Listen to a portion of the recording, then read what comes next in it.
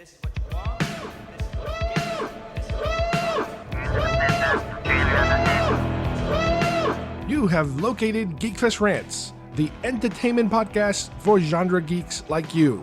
Shall we play a game? Covering the world of vintage and current film and television since 2010. Game over, man. It's game over. Featuring in-depth conversations on sci-fi, horror, fantasy, comics, toys, and conventions. So say we all. So say we all. And now sit back, relax, and enjoy today's show.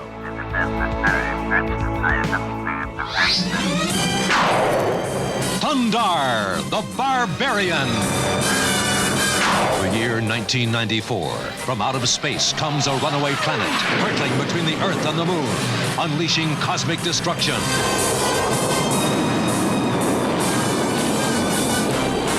Man's civilization is cast in ruin. 2,000 years later, Earth is reborn. A strange new world rises from the old. A world of savagery, super science, and sorcery. But one man bursts his bonds to fight for justice. With his companions, Ukla the Mock and Princess Ariel, he pits his strength, his courage, and his fabulous sun's sword against the forces of evil.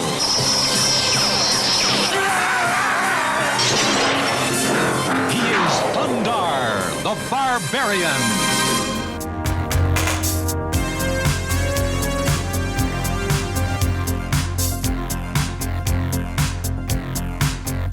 Hi everybody, and welcome once again to GeekFest Rants. My name is Carlos Perone, and today I have Steve Folks joining me.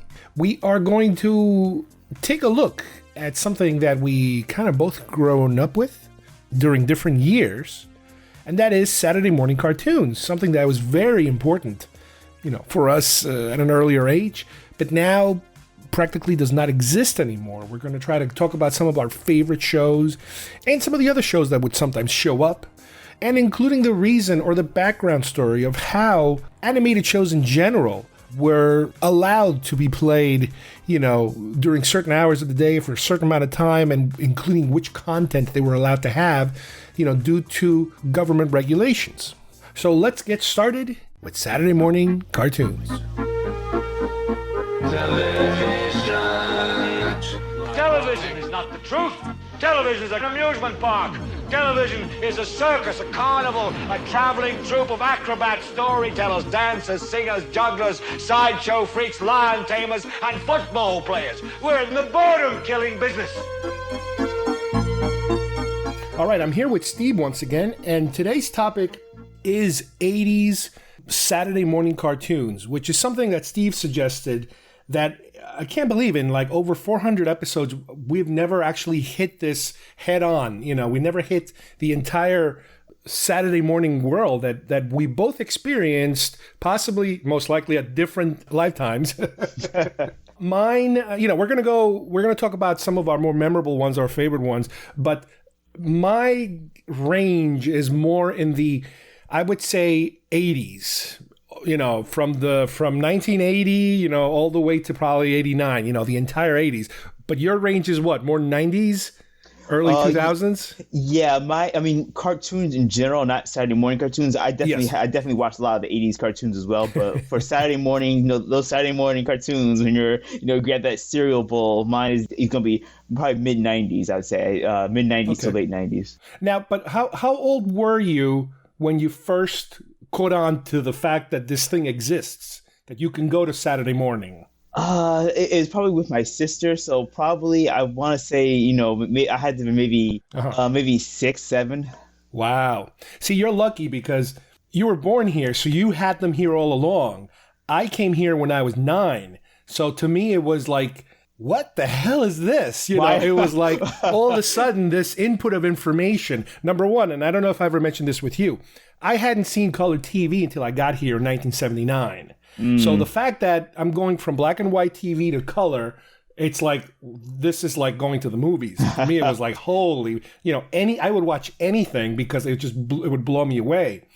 And yes, we did have your daily cartoons that would appear.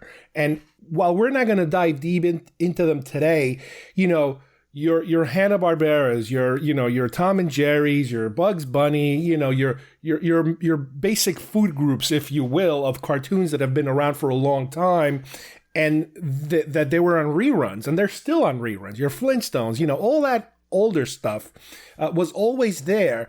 But then all of a sudden, again, for some weird reason, which we'll go into a little bit, Saturday mornings became this haven of more cartoons, but different cartoons than what we would see during the week. Now, granted, during the week, they wouldn't put them on, obviously, till you get home from school. So I remember, school would let out around 3. So by around 3:30, as you're home, you're watching your cartoons, having your snacks or whatever you're doing, or doing your homework or not doing your homework. But then there was this Saturday morning thing where it was like, wait a minute, if I get up early enough on Saturday, I can catch up on these newer, more somewhat modern ones, without having to dip into the oldies, the classics. However, during the week, you still had other ones that, again, they're not part of this lineup, but like your He-Mans, your G.I. Joes, which became so popular that you can't just put them on a Saturday. They had to run every day because people were eating them up like crazy.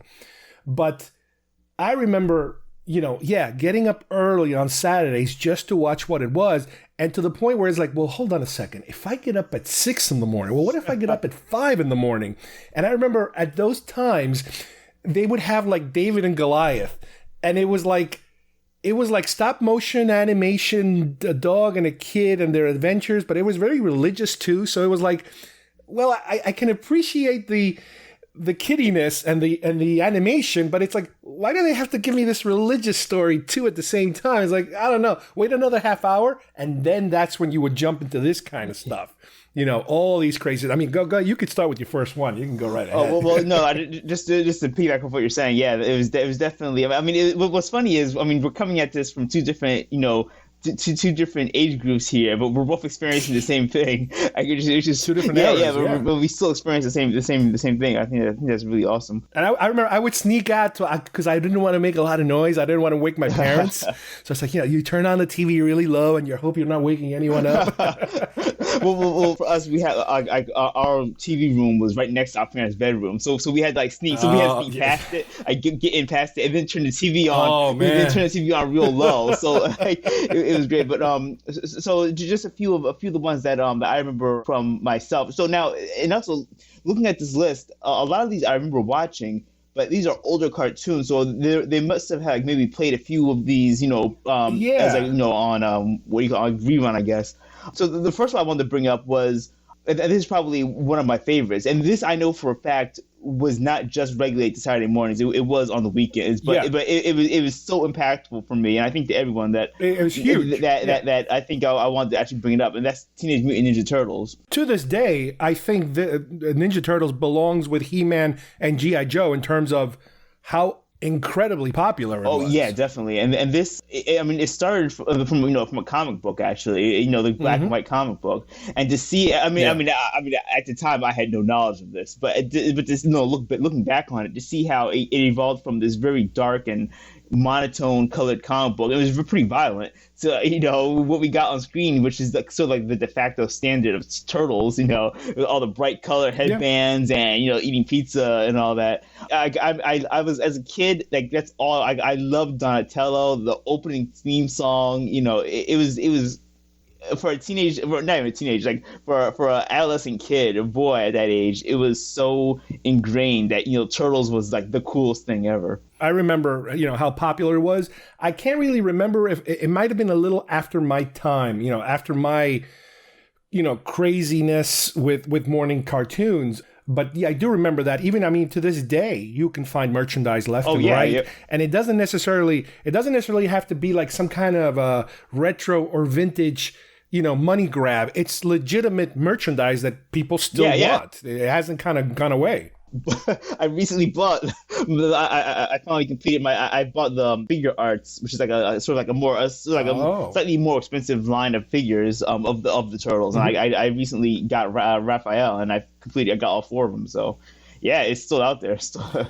Yeah. Well, for me, the first one I'm going to throw out there is, and again, I was a Star Wars guy from 70s. You know, I was a Star Wars guy before I came here to the States. So I kind of brought Star Wars with me, and I continued with it. And I jumped on anything, especially sci-fi, like Star Trek, anything, Star Wars, Star Trek, anything sci-fi-ish, I would grab onto it.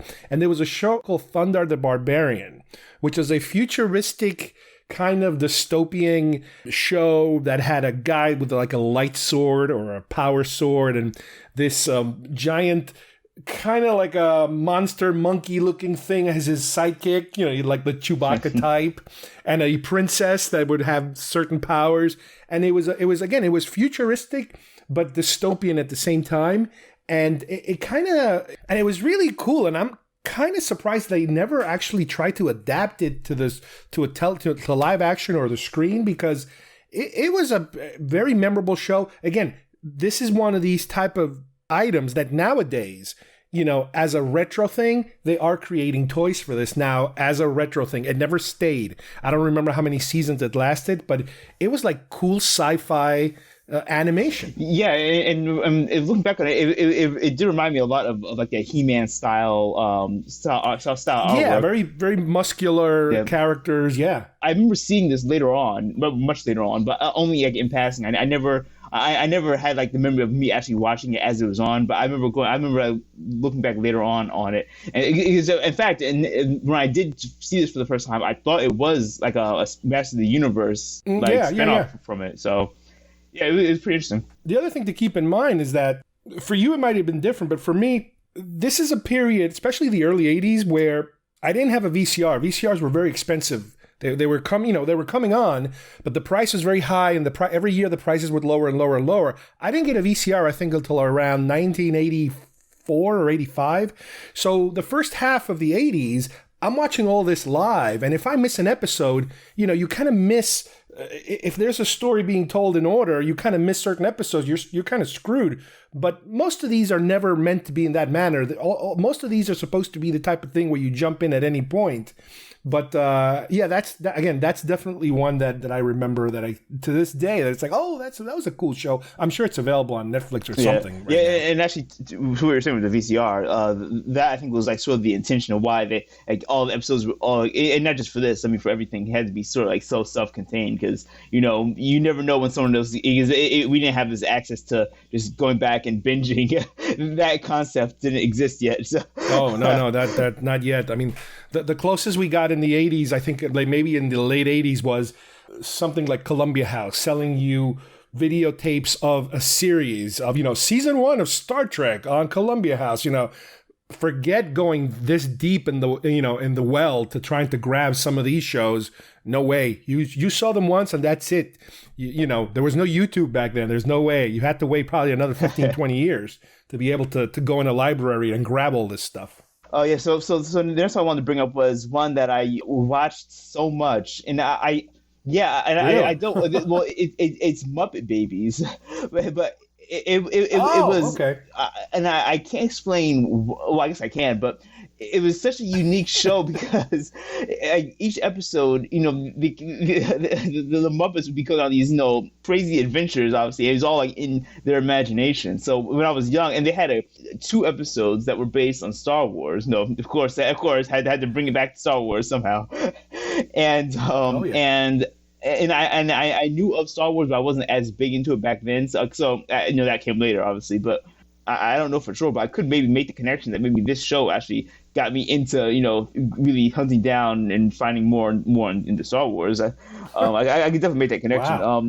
But I do remember it coming on around that time from, you know, live. Obviously, I assume you saw it later. Oh yeah. But I'm old enough to also remember the Muppet Show, the weekly Muppet Show, and how this was a way of kind of like bringing back the Muppets in a different manner. You know, they're all babies and they're all doing this baby talk kind of thing. And yeah, the show was very heavy with using clips from movies and then kind of recreating scenes. Yeah. And I remember, I could have swore I heard something about how it was so difficult then to be able to sell these episodes afterwards because they didn't have the rights to air these clips on the resale market.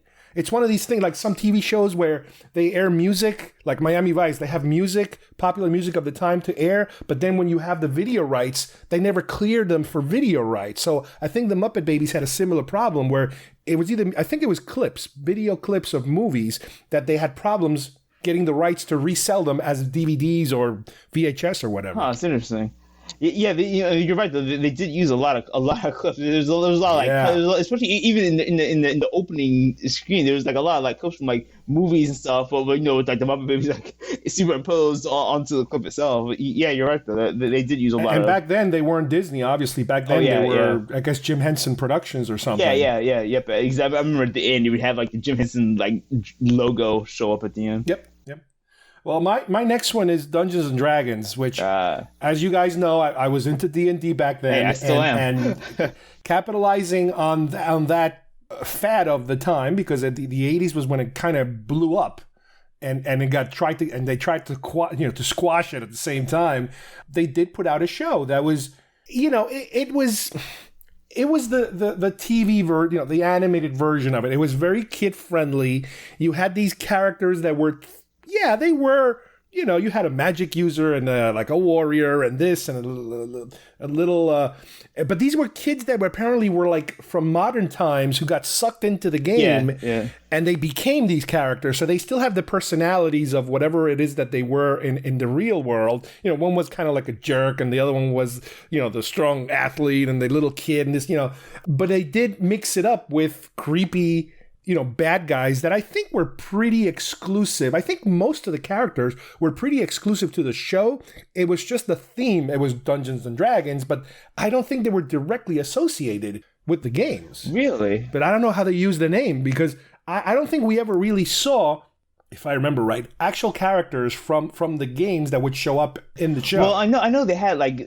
Because in the game, it's basically just like monsters and sort of classes like you would play. So I mean, right. I'm not sure if there was ever like an actual main character in Dungeons and Dragons. Because the main bad guy, I remember he had like this sideways horn, and he was kind of like a vampire-looking guy. And I don't remember if he actually came from a game or they just made him exclusive. It was created for the actual, to be the central bad guy. And they also had I remember a little wizard that was like a Yoda-looking guy, a little guy with the hair. He looked like Yoda without the ears, basically. Yeah. But I love this. This show always reminded me of like, okay, you need to take like like if you're trying to explain Dungeons and Dragons to someone who doesn't know what it is, like, okay, you break it down. Well, the show's not going to help you. Yeah. It's not going to do a good job of explaining what it is. But if you take like the core class, like just names of random things in Dungeons and Dragons, and just put them together into a show, you can give this to someone and say, okay, Dungeons and Dragons contains these things, but not exactly in this way, not in this context. Yeah, it was a little weird. And again, again, it's one of these things that kind of sticks to your head. It's like, I remember watching that one. That was a cool little show. Yeah, well, what's funny is like Dungeons and Dragons has never had like even in their movie, and when it was at 2000, that was that horrible movie that came out. They haven't like broken into media very well intentionally, except for like things that reference Dungeons and Dragons, which is like Stranger Things and Freaks and Geeks. Like those two shows did a good job at portraying Dungeons and Dragons better than. And now Stranger Things, obviously. Yeah, that's what sort of I think got a lot of people. Yeah. D&D never had a Lord of the Rings moment where, never. Holy crap, they actually made a movie that is true to the vision of what you're talking about. Yeah, yep.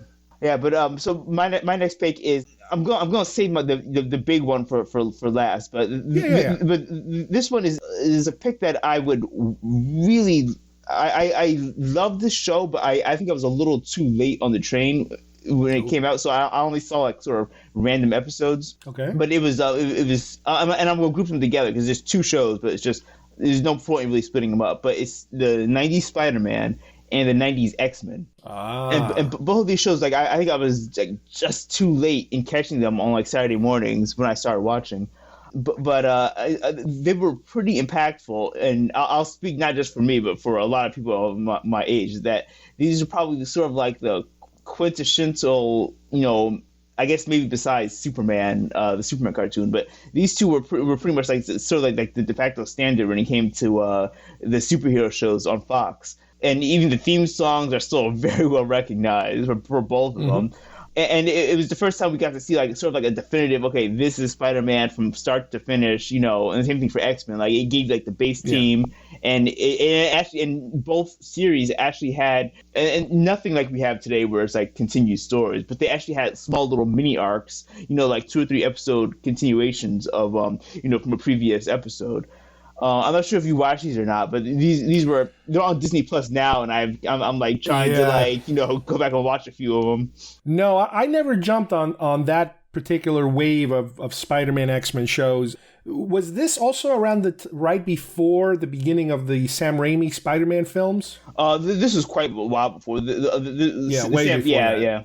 Yeah, no, for me, the version of what you're talking about is Spider-Man and Friends, or The Incredible Hulk and Friends. Okay. Which was a little earlier, a little more basic, not as sophisticated as the 90s version, but it was still a way of them kind of giving you these characters with an 80s flair to them, if you will.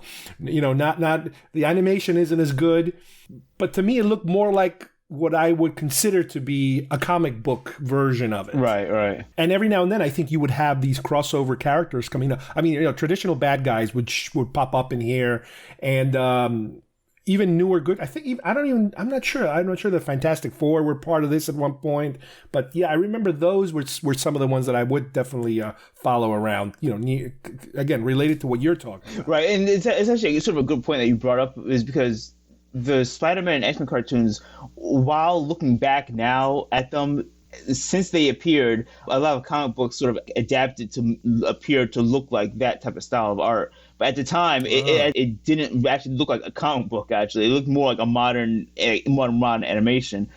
Afterward, then comic books started adapting that more style of art towards it. But right, it's one or the. It's like Wag the Dog. Who's influencing who? Right. From your pick and from this one, which is a bit earlier, is Super Friends, which is probably one of the first and biggest comic book themed shows around. This one, it did resemble more of a comic book, and it took on that very comic booky feel to it, and it's the DC version, obviously. Yeah, right. DC. And it had Superman, Wonder Woman, Batman, and Robin. Now let me ask you a question, because I never understood this. Are the Wonder Twins characters that existed before, or they were just made up for the show? No, I'm pretty sure, and I could be wrong on this. Anyone else wants to correct me, but I'm pretty sure the Wonder Twins were created because that when the show came out, there was no like human character there. So the kid. You need like, and I guess Robin still was. He still was technically one of the superheroes. So there was no sort of like character that kids could connect with to that sort of wish fulfillment type thing. So I think that's why they were sort of added on. But again, I wasn't around when this was on TV, but I remember this one on TV like every week watching it. I remember these I do remember. Now did you watch that when you first saw it? Was it over here in the United States? Oh yeah. It was everything was here. Everything was basically here. I honestly don't remember watching much animated shows back in Uruguay. I guess my memory is just shot. The other thing was that, and again, you're talking about 1979, 1980. You have your 3 major networks. You have your PBS. And you have your UHF channels where you can kind of get some blurry Spanish network here and some blurry something. You got to go into the UHF channels. Cable was very practically non-existent. But going back to even my TV watching habits, again, you're talking about somebody I was less than 9 years old. TV there was not only black and white only, because we didn't have an influx of color television yet, but TV only ran from certain hours to certain hours of the day. So there would be like a block of, I don't know if I remember right, maybe from 4 o'clock in the afternoon till like 10 o'clock at night. And during the day, you would just get a slate, a standby. Yeah, right. We're not here slate. So TV wasn't that important to me yet, as opposed to coming here and all of a sudden, wait a minute, it's in color? And it's on practically 24 hours a day? Are you kidding me? It was one of those things where it's like, that's when I got really into TV, because there was actual material to be able to watch. But yeah, it was a big thing to be able to all of a sudden find these little nooks of entertainment, for my age. Now, the next one I'm going to mention is going to be a pair together because they are related, and that is the Ewoks and Droids cartoons. Yep. And this was supposed to be the, Lucas is done with the trilogy, telling us he's done forever. He's going to retire. He's going to make his famous experimental films that he's been threatening to make for years, and I don't know if he's finally making them, but in order to keep his companies, Lucasfilm, ILM, all his companies going, not only would they hire Lucasfilm to do some sound work or special effects or whatever, this was going to be like another thing to kind of keep the interest in Star Wars kind of in the background. Granted, it was more or less a flop because I think only Ewoks lasted beyond a season, or even Droids. After 1 or 2 seasons, they completely died. The style of the animation was kind of weird. I remember it might have been a little bit like the holiday special. The characters are very thin and they look weird. They just look a little different, especially in the Droids ones. The Ewok show was more kiddie-ish, so they kind of had like 2 flavors. If you want to go super kiddie, if you want to go like Muppet Baby kind of kitty, you go to the Ewok show, which is all about cute little Ewoks doing stuff. But if you want to get closer to Star Wars, you would go to Droids. But it was just not that good. You didn't really get that Star Wars feel from it. It was just weird. But again, I always say this, bad Star Wars is better than no Star Wars. So I ate it up. I just ate it up until they said, all right, we're done. Move on to the next thing. I remember my first exposure to this was, and I had no idea this existed, was when the re-release of the theatrical movies were coming out, and they had a Star Wars magazine where it had Darth Vader on the cover, and it basically went through the history of Star Wars up to that point. So and it mentioned there was the Droids cartoon, and I was like, what? I was like, what is this? I was like, I didn't know this existed, and I went back and watched it later. At the time I was a bit older, so I was like, yeah, okay, I kind of see. Okay. Yeah, this is 1985 probably. Yeah. I wasn't even born yet. And they had a lot riding on it because not only was it a way of keeping Star Wars alive in a way, this is where they were hoping Kenner would continue. When the toy line ended, and they were kind of hoping they were able to make more action figures, movie-based action figures. They were also hoping to be able to cash in on these 2 shows, and they actually released 1 or 2 waves, I think, of Droids and Ewoks action figures packaged, in Star Wars packaging, exclusive for that. And they even tried to kind of entice you into buying some of their ships. So in other words, for example, some of the ships that were never made under Kenner, like the A-Wing fighter, for example, they sold it as a Droids ship. So if you were diehard toy collecting at that time, you were I guess I got to get that ship because that's the only way. And yeah, nowadays if you have a crazy collector who has an A-Wing, it came from Droids. So that's pretty funny. Yeah, they got you that way if you're really into it. But unfortunately, I was done by then in terms of collecting. I had given up at that point. Just say with the animation was kind of weird because it looked very if those caricatures you get done of you, sometimes if you're walking on the street, everything seemed very exaggerated in certain parts. It seemed like a caricature of all the characters. Yeah, and C-3PO, for example, and again, this goes back to the holiday special, the way that they drew it. I forget the name of the company that was in charge of it, but he's a droid, and his face doesn't flex. His arms don't bend the way that they were bending them, and it looked like a weird bendy doll, the way that it moved. It didn't look at all like what you thought he should look like. But hey, that's the style. I don't know. They tried it and they failed. Apparently it didn't work, sadly enough. Okay, so the next couple they're sort of going to be related only because they are sort of the cartoons that sort of solidified my, I guess they're sort of the foundation, I guess, of my Saturday mornings, really. So starting off is a cartoon that is the one that sort of sprung about the rest of them. So it was Justice League and Justice League Unlimited. Unlimited was sort of the expansion on Justice League, and Justice League Unlimited actually just wasn't relegated to Saturday morning. I think Justice League Unlimited was on throughout the whole day. It was very popular.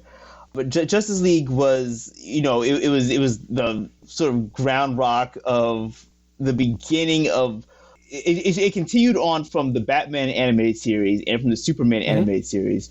So like it was the first time, to my knowledge, that there was actually sort of a sort of shared universe in terms of cartoons. Because they started out in the early 90s with the Batman animated series, and a lot of those stories and a lot of those characters were then moved afterward into the Superman animated series. And then from that, there were storylines that were then touched upon, together in Justice League. And obviously, Justice League is made up of Batman, Superman, as well as Wonder Woman.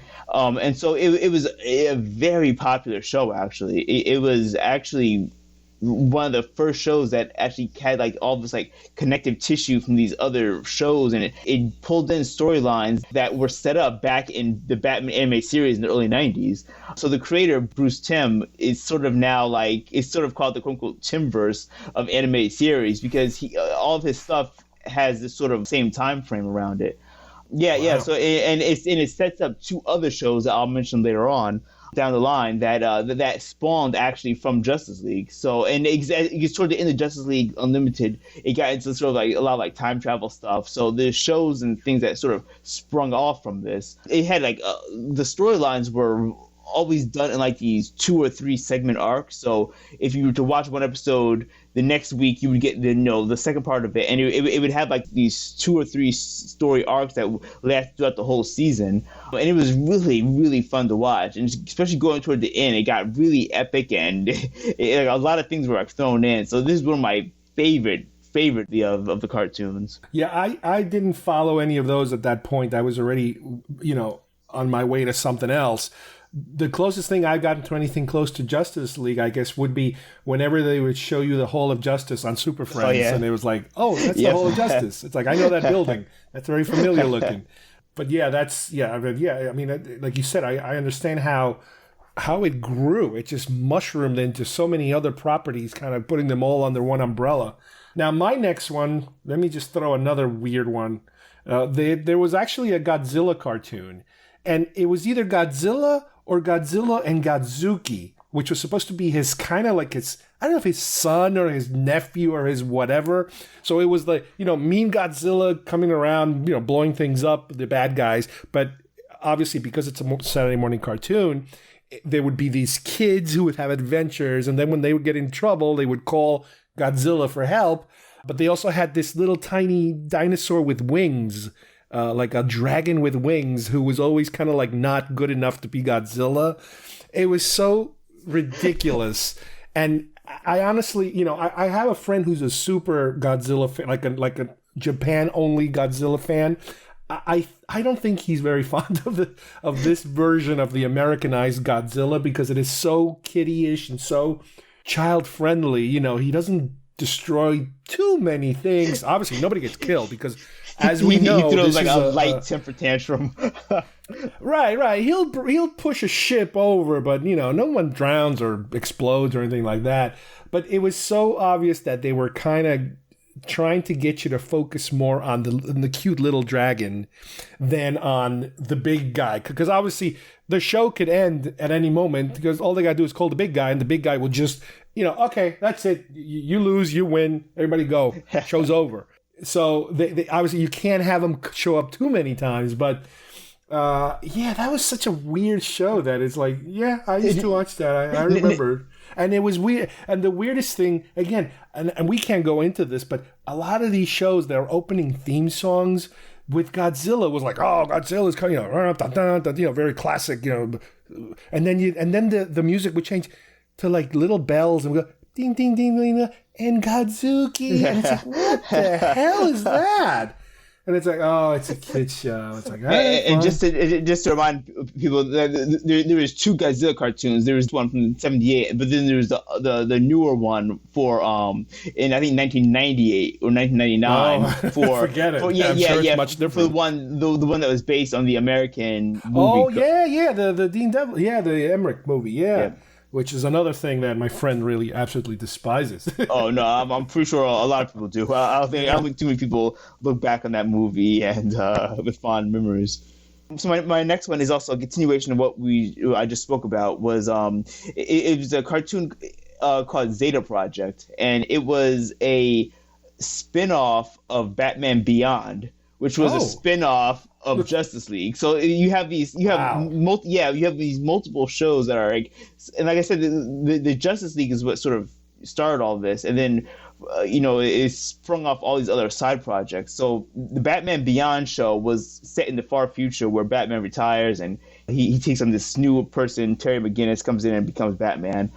And from that, because it was set so far in the future, Batman fights. Of course, it has to be a robot, and he encounters this thing called the Zeta Project, where they create this artificial life form. And from that, it was so popular, they created an entire show based on this Zeta character. Wow. And he has like this whole he's basically on the run from this government agency. And when I was a kid watching this, I was like, oh wow, this is so like cool. But I never knew that this spun off from Batman Beyond. I always thought there were two separate But these are cartoons. serialized, like you have to watch them in a certain order? Again, Bruce Timm has a great way, and he's lead animator and lead writer. He has a great way of having these 2 or 3 episode arcs where you have there's 2 or 3 episodes in a row that are linked together in one story, and then that's it. So And they're closed off. Then you would have another 2 or 3 set up, and throughout all of Justice League, that's how almost the entire series is done. It's always 2 and 3 arcs, so you can sort of jump in, and you at most you only need to watch the previous one or what have you to get the whole the whole story. So yeah, this is just one of my favorites. I would always I tried to watch the whole thing from start to finish. 2 shows I'm going to kind of cluster together, even though they're not related. But the theme to me kind of felt similar in terms of superhero shows that try to be funnier than your average superhero show. So it's the funny version of a superhero show. One of them I remember was Plastic Man, and the other one was The Tick. Yeah.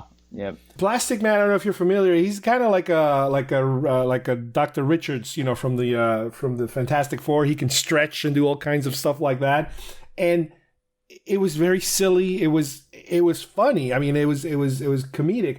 But especially The Tick, I remember, which came way later, and I don't even remember if The Tick ever was a Saturday morning show or not. I think it was at a later time, which was actually funny. Which was like, wow, they actually write this not for little tiny kids. This is more for a little more teenagery kind of humor. And I remember reacting really well. And I know later down the line they actually made live action versions. Two actual live action versions of The Tick. Yeah, a very recent one. But I remember the cartoon, the animated show is what was really the one that hit it, with those comedic beats. But for some reason, it always kind of reminded me a little bit of Plastic Man. Well, it's funny. I don't remember. I mean, I know who Plastic Man is, but I don't remember. I never. That might have been maybe before I was watching. I don't remember Plastic Man, but I definitely remember The Tick. In fact, I'm pretty sure The Tick was also on. I think it was one of those that was on. It was so popular, it was picked up for syndication on another channel. Fox? Something tells me it's Fox somehow. Yeah. I don't know why. Yeah, you're right. It's 100%. Now, in Plastic Man, I don't know. Was he DC or Marvel or something else? I don't even remember what he's associated with. I want to say he's not. He's neither. I think I want to say Plastic Man was Image, but I could be wrong. Else, yeah, something independent. I want to say Image, but I could be wrong. Mm-hmm. The Tick actually has a really. If you look up the history of the Tick, the character, it's actually a really wild history. He started out as a promotional character for a comic book store. Oh yeah, God. and it's this very small independent comic book store, and they create this character to promote themselves, and it got really, really popular. And so the owner of the store started writing little mini comics to put in to give the customers, and it just ballooned, it just blew up, and suddenly they were getting a deal to create a real cartoon out of them, and just went from there. All right, so my last pick of this little group of segment here of related cartoons here I have is Static Shock. And this one was spawned off of Justice League directly, I believe. And it featured an African American lead character who grew up in not the best area of town, and he was more of an urban environment, and it was very different because I'd never seen there were more African American characters before my time, but from when I started watching, he was the first one that I guess was able to kind of grow up with. And it wasn't sort of this over the top destroy the world type villains, anything. It was literally him going to school and him, fighting crime, but it was just everyday type stuff. It was more mundane street level stuff. So, which was cool because all the other cartoons I watched were like, Justice League was like, okay, big aliens were going to come down and blow up the world. And pretty much every week, or Lex Luthor was going to come and create some army of robots. You're used to the story. Yeah. With Static Shock, it was at least for that first season or two, it was very down to earth, and I really liked that. I was like, oh, this is actually something I can sort of more relate to, really. Yeah. So those cartoons like the Zeta Project, Batman Beyond, Static Shock, Justice League, those were all in like this sort of like Timverse, as they call it, bubble of connected, shared universe, type thing. That and DC, for all the crap it gets for its live action movies, DC's animated universe is actually pretty well done. They have a pretty their animated movies and cartoons are actually pretty good. And they got a great start on Saturday mornings. Wow. My next one is just an example of, again, a cluster of types of shows that showed up a lot in the 80s in the mornings. This one's called it's the Fonz, basically, from Happy Days. Now, what they've done, what they used to do a lot of times, is take most likely sitcoms from the 80s and turn them into cartoon versions. So they had a Happy Days version. They had a Mork and Mindy version. They had a Laverne and Shirley version. They had a Alf. If you remember the show Alf, they did cartoon versions of it. And granted, a lot of these didn't last too long because they weren't really that good, but it was like, wow, because it's Saturday morning, what the hell? They'll try for a season. Because the other thing to keep in mind was that every year had 2 seasons. So there were 2 periods where, again, kids are coming out of school. They're going into the summer, I think, or about to return to school. So they would give them these 2 periods of time where they would introduce these new shows. And yes, some of them wouldn't last. I think they even did Dukes of Hazzard as a cartoon animated. Again, I'm sure there's probably another 20 that you couldn't even imagine why they even bother. But yeah, I do remember the Happy Days version of animated shows. Yeah, I think in the 80s, I think that was like sort of like the crowning, like the pinnacle of Saturday morning cartoons. So I think they were throwing everything they can at the wall and just trying to see what would stick. Oh, yeah. It was so profitable for them to just create a few cheap cartoons. Yeah. You didn't have to hire. Sometimes they could get lucky and hire a voice person from the actual show, which would give them a little more street cred. But a lot of times they were just voiceover people that had nothing to do with it. Yeah, they're so cheap to produce. There's a few here that I wanted to mention, but I didn't watch them when they were on. But I just wanted to watch, mention them because they were pretty impactful. And there's a lot of people who still they have like this sort of cult following about them. One of them is Darkwing Duck. I never watched it myself, but okay. I hear like everyone still praises Darkwing Duck as being like a really, really great cartoon at the time, and I still see get like a ton of praise. Another one is Thundercats. I think you mentioned this earlier. Where I think because it was on normal TV, like not just Saturday mornings. I think like it's hard not to mention Saturday morning cartoons without Thundercats. It was a pretty substantial cartoon that influenced a lot. And that whole group of like He-Man and She-Ra, those were very, very impactful. I personally didn't get a chance to watch them, but I know that they really left a big impact. Well, that's interesting because I think Thundercats, and you just mentioned She-Ra. She-Ra got rebooted recently, I think, on Netflix. On Netflix, And it's apparently a pretty popular show. But Thundercats, I think somebody tried to do some sort of a reboot or something. Oh, I'm sure. And people were having kind of like a very negative reaction to it. So it's not that easy to just say, hey, reboot, boom, magic. I think, isn't He-Man also, Kevin Smith is going to be doing some kind of animated version of He-Man. Oh, is he really? I think in the future. So yeah, they're trying to revive some of these old shows that they're noticing people are interested in. That vintagey retro. It seems like it's the way to go now. Is reboot something from the 80s. You can, and the last I guess honorable mention I want to mention is Gargoyles, which is another one I never watched, but I hear it gets like a. I hear it gets like a ton of praise about how great it was. I think it's on Disney Plus. I think it's currently on there, so I've yet to watch it, but I hear that it's supposed to be, okay, it's one of the best cartoons of the 80s. I'm like, all right, I never watched it. Now, for something a little more kiddie, which again, I usually gravitate for the more realistic, adultish kind of stuff, even back then. But there was some kiddie-ish kind of stuff. For example, the Smurfs. The Smurfs were unbelievably popular. Yeah. They again, we're talking toys turning into. Again, I don't know. Did the toy come first or did the cartoon come first? I don't know. I don't know, actually. I don't remember, but they were huge. I mean, my God, you couldn't get away from the Smurfs. It was like nonstop. There was also a one called Richie Rich. I remember watching that. It was based on a comic book about this kid that is so unbelievably rich that he has like every conceivable technological thing that you could think of. Like, he's got the gold toilet seat, that kind of stuff, and TVs everywhere. And it was kind of funny how they translated from comic book. I don't think back then they were called graphic novels. I think they were comic books. Yeah, still but again, it was kiddie-ish. It wasn't superheroes. It was silly kind of stuff. But I do also remember, I don't know how late in the morning it was, there was a version of Flash Gordon, an animated version, that, again, lasted a few seasons. And I really liked the animation because it was similar, I think it was Filmation, the same company that did He-Man.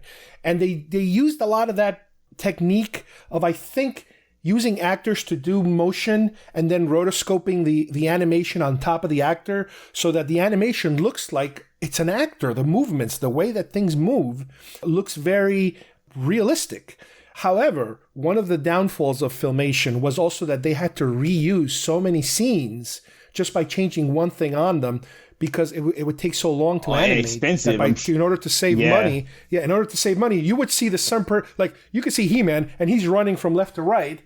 And then in another episode, he's running from left to right. The same exact scene. Exactly the same way, with the same background, with the same everything. So there was a lot of scenes where there's certain actions are repeated, and it's noticeable. But at the same time, I because it was Flash Gordon, this is after the Flash Gordon movie came out that I absolutely loved and I still do.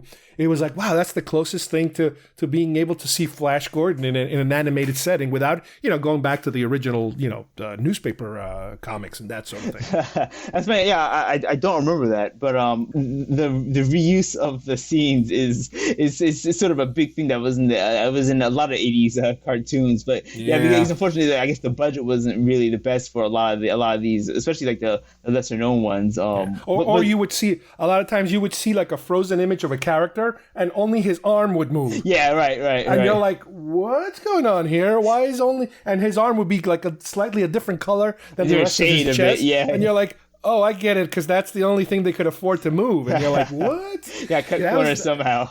Yeah, that was a little weird. Okay, so I'm probably gonna wrap up here, but I wanted to have two more that are probably my two biggest shows that I absolutely loved. And the first one is X-Men Evolution, which was it was sort of a retake of 90s X-Men cartoon, which I wasn't really able to watch when it was on.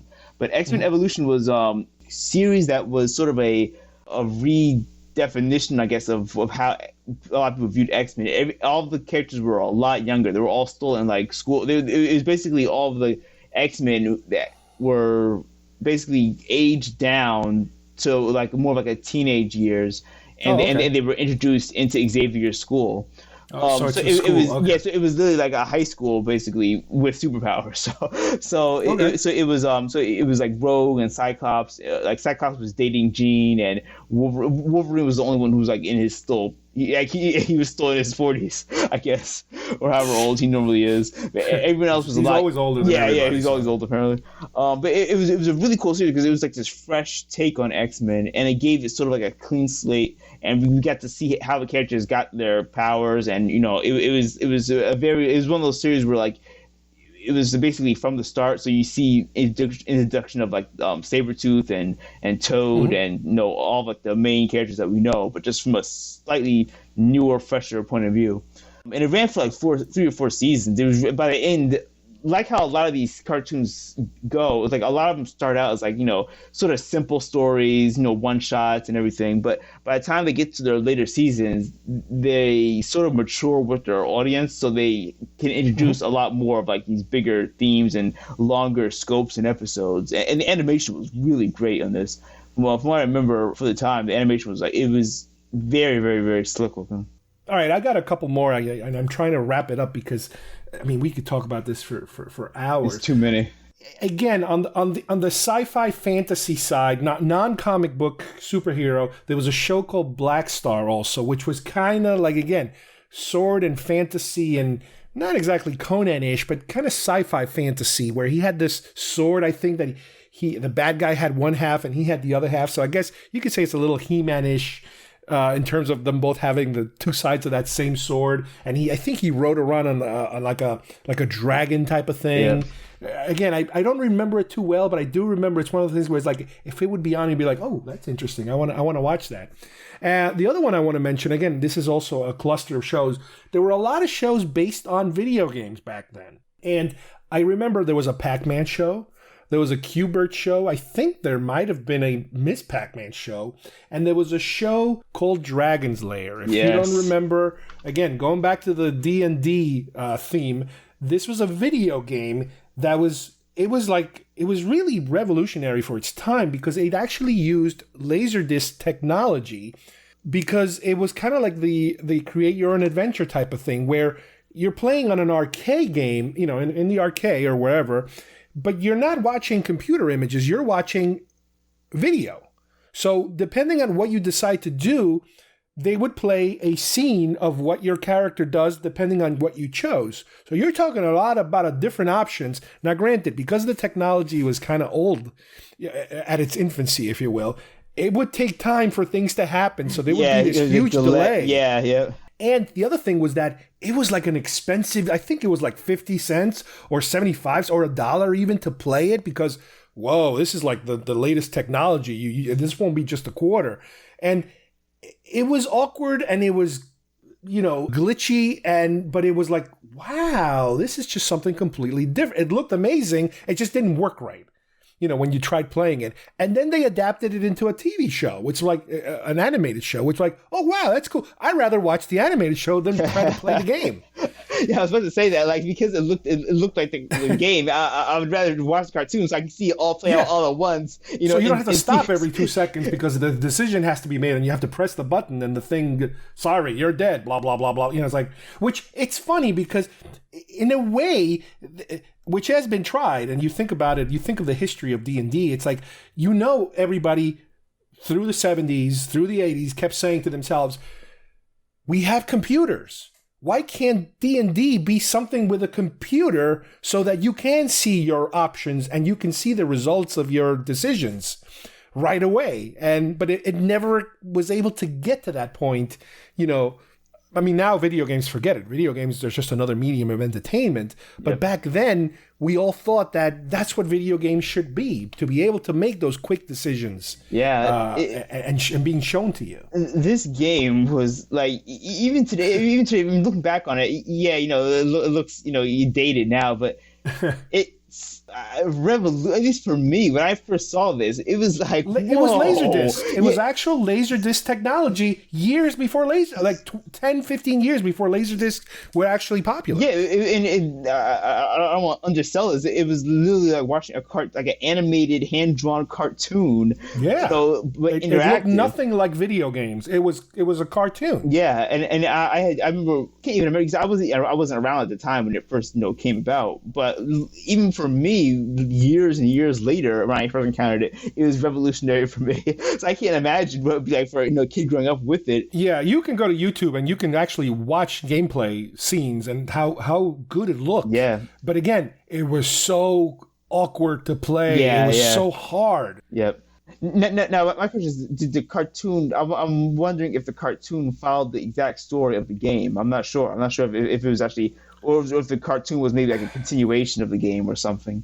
I don't remember exactly, but I do know the main character was exactly that character. So I don't remember exactly. Because the problem, I think, was also that the game was so difficult to play that you would never get deep enough. I mean, unless you're a super incredible player, your average player, I'm telling you, you would put your money in and then just curse yourself because, oh, the game's over. I just died. But I didn't do anything. I just died. Yeah. You know, it was like, forget it. I'm going to go play Asteroids. It's much easier to play Asteroids. Well, there was. I'm not sure if you remember this. There was a follow up. No, well, not a follow up. But it was a sort of called Space Ace, which was like the futuristic version of it. And it's the same thing, hand drawn. And maybe we should do a show on this series, like Space Ace and Dragon's Lair. Because Space Ace was like a futuristic version. It was like this sort of like Buck Rogers, sort of Flash Gordon type character. But yeah, that was like, that felt like it was going to be the next technological advancement in the history of video games. And it was like, nope, sorry, we're just teasing you. It looks amazing. We just cannot deliver what you think you're getting. Okay, so one of my last ones I wanted to touch upon, and this without a doubt is the most influential one that I grew up with. And this by no means was just on Saturday mornings. This was on every morning, basically. I remember even before school, they were playing this. Like I'd get up, get dressed. I would get my cereal in the morning and watch a few minutes of this. Was Pokemon. And this was, without a doubt, the biggest influence I had, when I was growing up. And I remember being introduced to this, and I had no clue what it was about. I saw this show about this kid who walks around with like some random animals who like say their names, and like they don't communicate. They just say their names over and over again. And then there's like these two human beings who like are trying to capture him. But I had no clue what it was about. Like I was stumped. I only found out later on that in school, where other kids in the playground were talking about it, they were like, "Oh, don't you know what Pokemon is?" And then they had to explain to me like I was the idiot. I didn't know what a Pikachu was. And so I finally sat down and watched it. I was like, "Oh, okay." And then I got into it, and this show was like a time suck for any kid at the age. Like if you were around this age range when this was on, you at least enjoyed watching Pokemon. If you didn't, you're a liar, because like it was so captivating. And then this show spawned video games, which I bought religiously, and I've still bought the last one. I'm damn proud. Wow. Like a trading card game. Yeah. Which was Nintendo DS. The Nintendo Game Boy Color. The DS, the now Switch, all of them were just dominated by Pokemon games, and it's still one of Nintendo's biggest selling games, to this day. So the last version that was released, Pokemon Sword and Shield, broke the record for the biggest first day launch sale. It's all these years later, it's still going on. Still very, very popular. Well, this was definitely after my time. Yeah. So definitely your time. But I do remember my kids, them coming up to me and showing me their Pokemon cards, and my daughter with her stuffed Pokemon animals, where you squeeze their belly and they make the noise, and I'm like, what the hell? Is this a turtle or a mutated turtle? It was way after me, definitely. And I guess it's one of those things where because I was just used to it when I was a kid, it still holds like that sweet spot in my heart where I still have to at least keep my ear to the ground about what's still going on of Pokemon news. But it was such a cultural for kids, mind you, it was such a cultural landmark event that happened that it brought so many people together in school. I was talking to people about Pokemon who I would never want to talk to in class, but because we had this unifying bond of pocket monsters, we had something to talk about. Yeah, I remember my daughter would tell me all the names, and I would be like, wait, what's his name? And how is this different than that? What the hell is a Raichu? Well, don't you see this guy's more power? I'm like, oh, okay, fine. I understand. The last batch I'm going to throw at you, to wrap it up from my end, is a couple of shows that I'm not exactly sure if they were Saturday morning or they were regular shows, but sometimes they would throw them on Saturday morning to kind of tease people into watching them during the week or not. One of them was Inspector Gadget. I feel like that show was on every other day. More kiddie-ish, but it kind of tried to ride the line between, teenagery and kiddie. The other one was Johnny Quest, which is the original Johnny Quest, which obviously I didn't watch it. Like Johnny Quest was, I think, was from the 60s or something. But they kept re-airing it, and they still keep re-airing it, and it's fantastic. The animation style, for whatever bizarre reason, it's still, as far as I'm concerned, it's still good. It's much better than half or even 3/4 of the ones I just talked about, during the last hour. I don't understand how they were so good. And I know they keep threatening to make a live-action version of them one day, which we'll see. And I know they've done newer versions of Johnny Quest. I think they did one in the early 90s, if I remember correctly. Yeah, but still, I would rather watch the original. And the other one, the final one I want to mention, is something that would show up on Saturday mornings. It wasn't a weekly show, but it was Schoolhouse Rock. Oh, yeah. Where you would learn about American history or government through little cartoons that they would kind of throw, they would kind of scatter them along, in between shows and that kind of thing. And they were really, really good. And I remember one of the best things was when they actually put them all on a DVD and they had every episode of Schoolhouse, and I still own it, and it's fantastic. And it's like, yeah, I could, I remember learning about some of these things, not so much from school, but from Schoolhouse Rock, out of all things in the world. Yeah, and it's funny you do mention Schoolhouse Rock, because I did want to bring this up, because I guess in the 60s, these Saturday morning cartoons were becoming pretty popular. It was a pretty novel idea. So a lot of companies and a lot of networks want more and more Saturday morning cartoons, because it was a great time slot to fill. So so they sort of populated this popular time, pumping out as much cartoons as possible. And so it got to the point where a lot of parents were becoming concerned that their kids were watching too much TV. They're sitting around, with all these cartoons, through the entire Saturday morning, just watching cartoons. Oh, yeah. So they sort of wanted to, I guess, sort of petitioning to have some sort of laws be enacted where sort of limits how much the network can show and how far they can take this. And it was also a lot of the advertising was being targeted toward kids, so it was becoming a little bit sketchy, where they're sort of specifically targeting kids because of this time allotment. So the government basically said, okay, they had to step in, and they created a few pieces of regulation that would say, okay, you have to have a certain amount of time devoted to educational TV, and it has to have a certain X requirements for it. So that's why you began to start seeing shows like Schoolhouse Rock, where they were more focused on education and trying to bring these sort of like real life concepts and real life education into cartoon form. So they can still air it, they can still get the viewership of it being a cartoon, but it had some sort of educational element to it. However, at a certain point, everybody decided there's a lot of money to be made here. There's an endless amount of money that you could make if you can take something, especially when you're dealing with toys. Oh, yeah. Selling toys directly to children in the form of a cartoon character or an animated show. If we can take, I don't know, let's say, for example, 80% of the show being about the toy and then 20% of it being about the message. And that's when you get that formula of, at the end of the show is, well, Timmy, what you learned here today was don't punch your friend in the face. Yeah. See you next week. Yep. And and after he's been punching him in the face for 30 minutes. Yeah, that was the next evolution of it, because they were trying to experiment to see how far they can get away with, but look, it's an educational message at the end, right?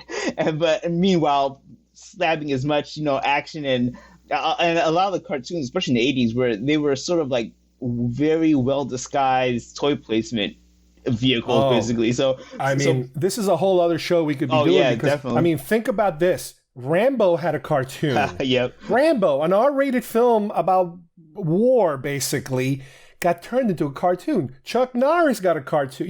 You're talking about some heavy-duty characters that, again, it's the 80s. It's the age of deregulation, Reagan, and who cares? Just sell it. People will buy it. We'll make $1 billion. Yep. And that's how you got those kind of shows. And even something like G.I. Joe, you figured, well, what's more American and apple pie than G.I. Joe? Well, think about it. It's a show about war with a message. The message comes at the end. Yep.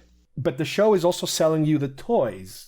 It's all based on a toy. So it's like, oh man, you're getting it all there. Now, granted, I can't get on my soapbox and tell you this is bad, this is good, because I enjoy all that stuff. Yeah. I could enjoy everything, but I can also see that there are people behind the scenes that are more interested in just making money out of kids. And they're going to spoon feed him whatever the kid wants. The kid wants ice cream for dinner. He's going to get ice cream for dinner. Yeah, and again, as sort of sketchy as it is, where a lot of these were made.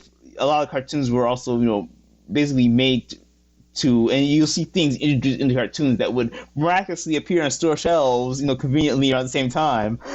but yeah, as a kid, and that sort of thing, even to my time when I started watching cartoons was still a thing. So on the one hand, you want to say, no, bad. That's it's not morally justified. On the other hand, though, we're the ones going out and buying the same stuff as well. Right. You're watching the show and you're thinking about it, and then the commercial after the show is about the toy of the show. And you're on this cycle of, your mom's over there and you're just watching the TV going, Mom, you got to buy me this. Look, it exists. They actually made something out of what I just watched.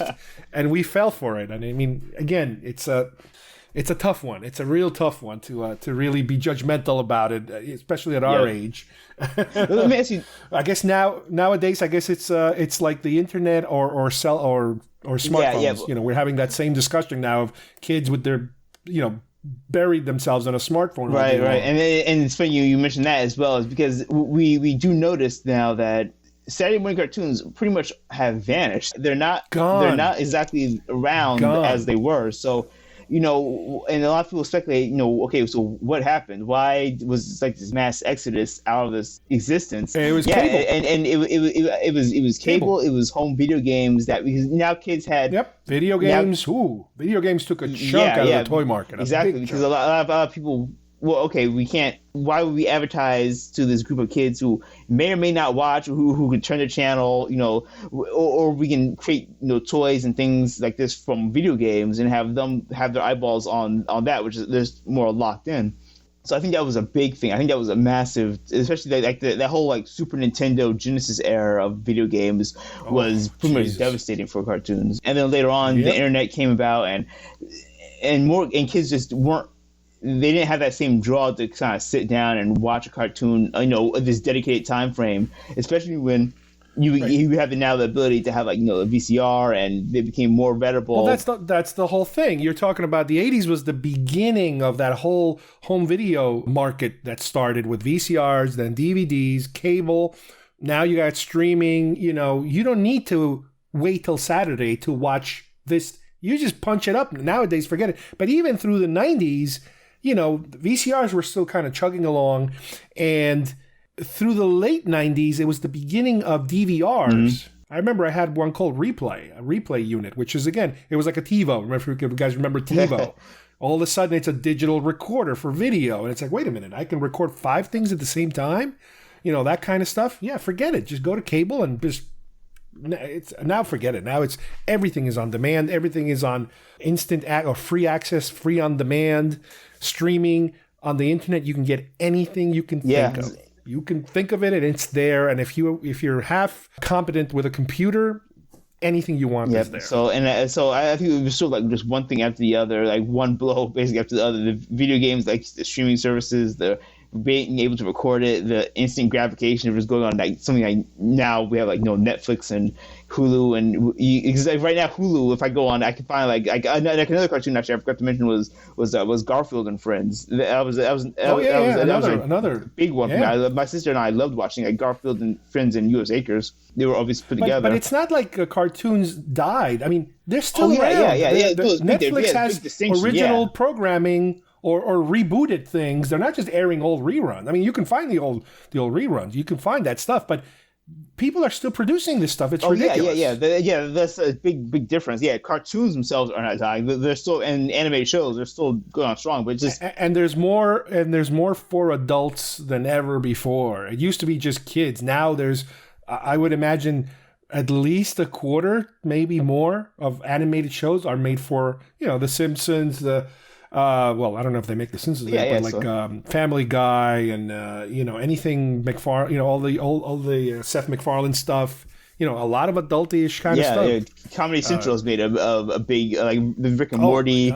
That's a very very popular one. That's way more catered for adults. Right, and that I imagine that probably was a springboard from like Ren and Stimpy, when all of a sudden you started to get the more adult, regular cartoony type of stuff. Somebody said, "Wait a minute, there's money on this." I'm still shocked at how Ren and Stimpy. Like if you go back, I'm still shocked at how Nickelodeon was able to air that because I liked Ren and Stimpy, but it was definitely, and that wasn't a Saturday morning cartoon. That was I remember that was like a later in the night show on Nickelodeon. But looking back at it, I'm very surprised Nickelodeon was gutsy enough to allow it to air. It's pretty adult. It's funny how, in a way, all those shows, all these more current shows, more edgier shows, they had to come through. They had to pass through that door first.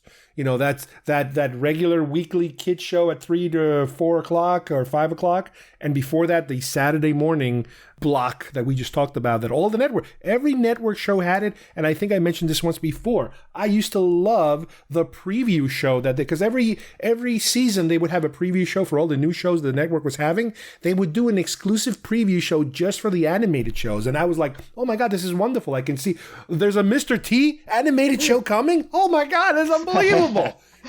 Anything you can think of, it was coming next season. It's just, it's a whole other world. It's a whole other time that I'm sure it's not going to be repeated again in that manner. No, I think that sort of idea of having, like a dedicated time to do something, like to watch something is not really going to happen that much anymore.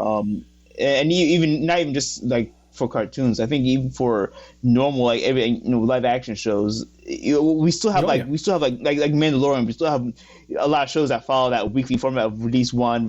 But now so much of the shows are now just like binge it all at once and then watch it whenever you want to. Yeah, I don't watch anything live anymore. Period.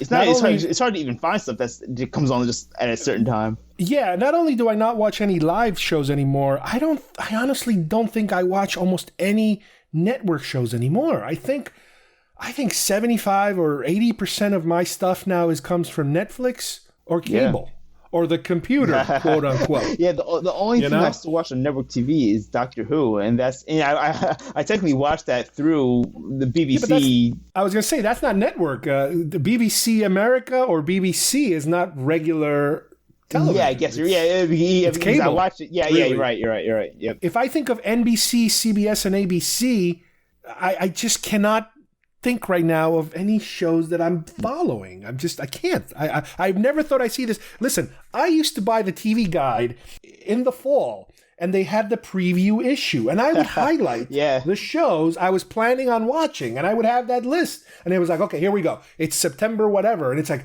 here's the premiere of Magnum PI. Oh my God, it's Magnum PI. It's amazing. It was the A-Team or this or that. And I would map out my fall based on that preview issue. And now it's like, it's weird.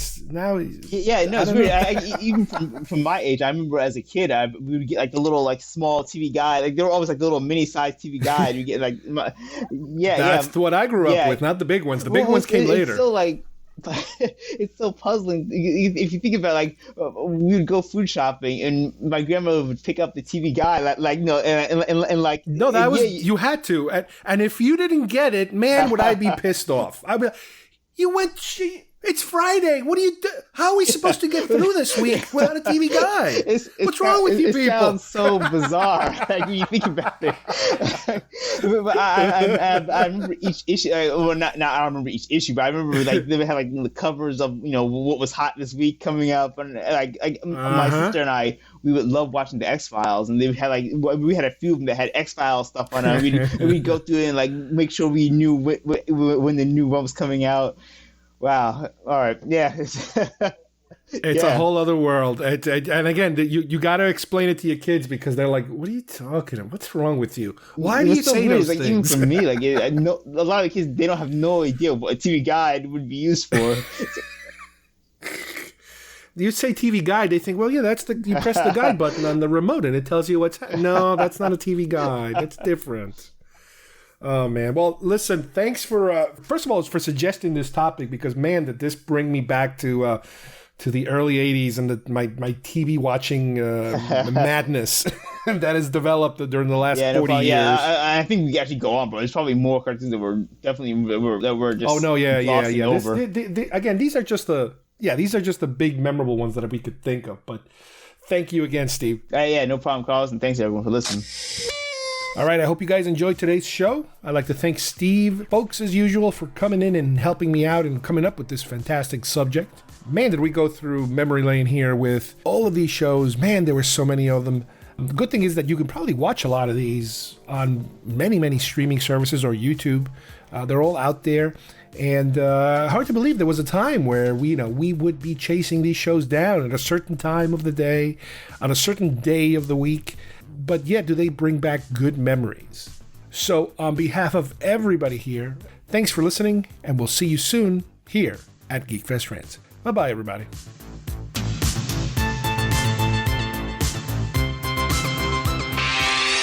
Teenage Mutant Ninja Turtles. Teenage Mutant Ninja Turtles. Teenage Mutant Ninja Turtles. Heroes in a half shell. Turtle power.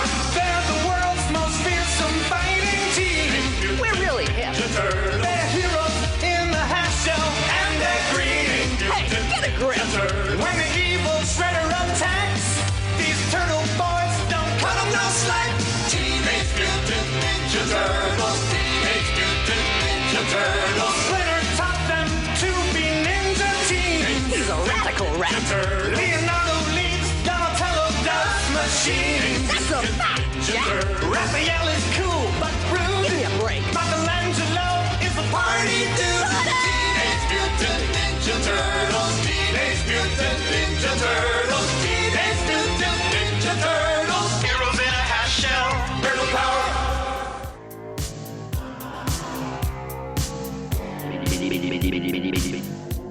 If you would like to subscribe to our show, send us messages, or see video links to some of the topics we talked about today, please visit our homepage at geekfestrants.com or our YouTube channel, Facebook page, or iTunes at GeekFest Rants.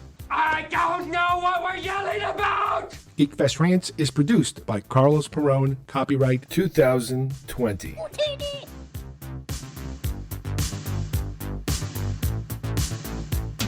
This broadcast is part of the IC Robots Radio Network. Visit icrobots.com for this and many other nerd/nostalgia related podcasts. You won't be sorry for long.